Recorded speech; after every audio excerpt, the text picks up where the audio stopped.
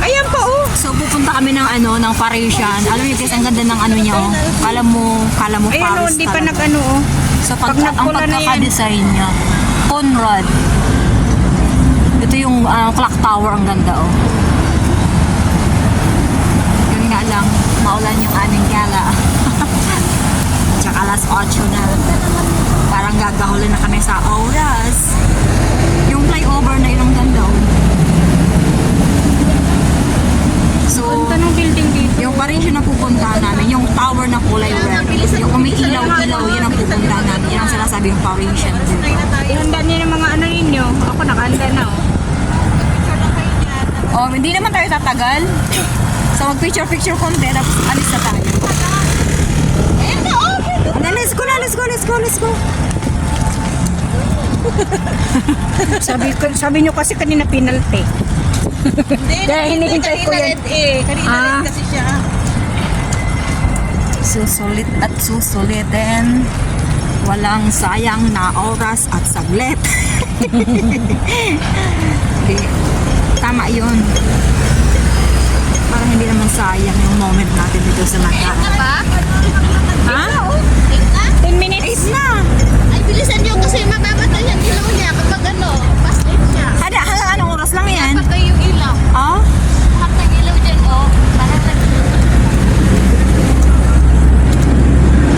So kailangan palang bilis-bilisan na Bakit natin. may mga ba't ganyan? Sila, Oo nga. ba't ganyan? Baka sa tourist yan. Yung bus oh. Maganda. Kasi nga maulan, kahit nakakaputi sila. For 7 years, doon kami napunta ng... Ah, walang ulan. Wala ko wala. May bubong na.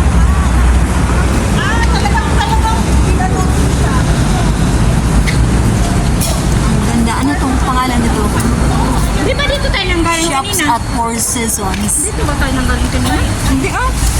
Doon tayo diba? Sa kabila? Kabila ba yun? Oo. Tingnan mo, hindi pa natin ito nadaanan.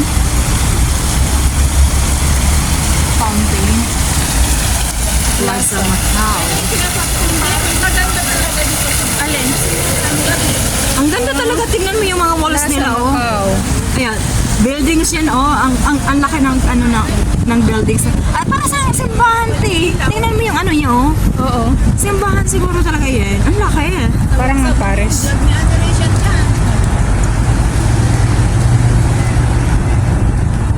Channel. Ang buildings dito, pangalan ng mga signature ng mga products, channel yan. Yeah, Plaza Macau. Hindi kasi masyadong maanina kasi maliwanag siya. Tingnan mo tong buildings na to, ang ganda oh. Ang ganda niya, promise. So, lingon, left and right kasi baka mamaya mabangga tayo ah. Ang ganda niya, promise. Pero talagang maraming turista dito. Kahit yung pinuntahan namin, go, Bill. Kahit yung pinuntahan namin Venetian, ang daming turista.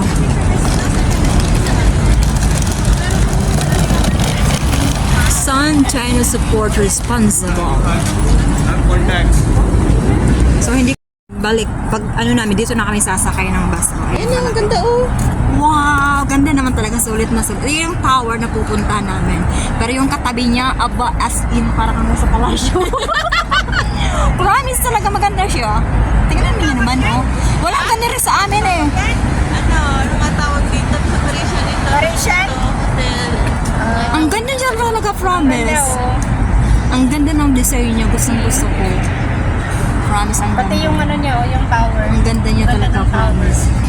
Anyway, yung tower na yan, oh. Parisian Hotel. Parang Eiffel Tower siya. Mababa lang siya. Ayun, tower naman siya.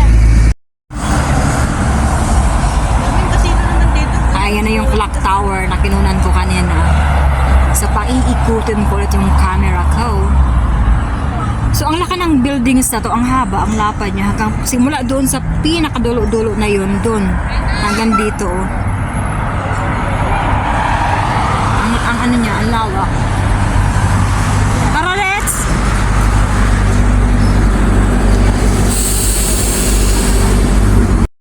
Yan, kunan natin ang malapitan talaga Tingnan mo talaga, para talaga siyang palasyo, di ba? Ang ganda-ganda ng designs niya. Yun eh, kalimutan ko ng Siguro may nakalagay naman yung pangalan kung anong ano niya. Kaya nga. Diyan sa mismong harap, meron yan. Hindi yan mawawala ng pangalan. Buildings ba yan?